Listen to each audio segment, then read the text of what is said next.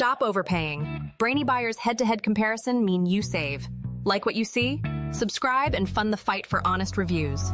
Stuck between the SONY 28-70mm F3.5-5.6 zoom lens, B07 BYYH-28H, and the 14mm F1.8 G Master wide-angle prime, B099 WJF482, it's a classic choice. Versatility versus top-tier image quality. That zoom lens, the 28-70, seems like a solid, affordable option.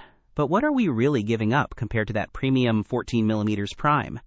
Think of the 28-70 as your walk-around lens. The 28-70mm range is super practical. It's great for everyday shots, travel photos, even some portraits. Plus, it's a renewed lens, so you can save some money. Okay, but that 14mm prime, F1.8?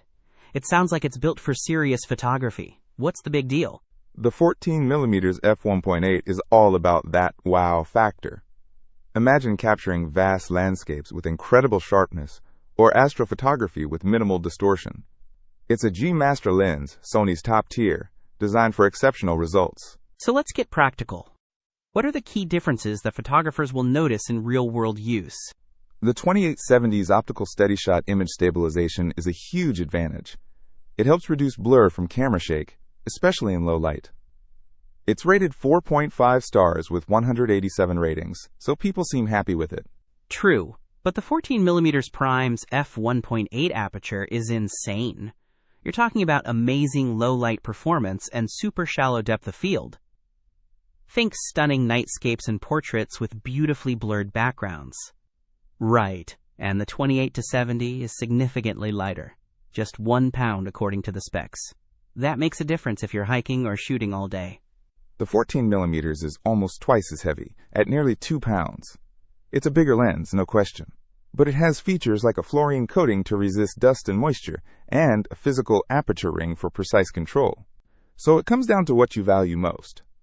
Do you want a versatile, lightweight lens for everyday use? Or are you willing to carry more weight for that ultimate image quality? Exactly. If you're a travel photographer who needs one lens that can do almost anything, the 28-70 is a great choice, especially considering the price. But if you're a landscape or astrophotography enthusiast chasing the best possible image quality, the 14mm G Master is hard to beat. Both are capable lenses, but for different needs. Consider your shooting style and creative goals. Now, go out there and create something amazing. Don't miss out on our next in-depth review to help you make smarter purchasing decisions. Hit that subscribe button and the notification bell so you're always in the know.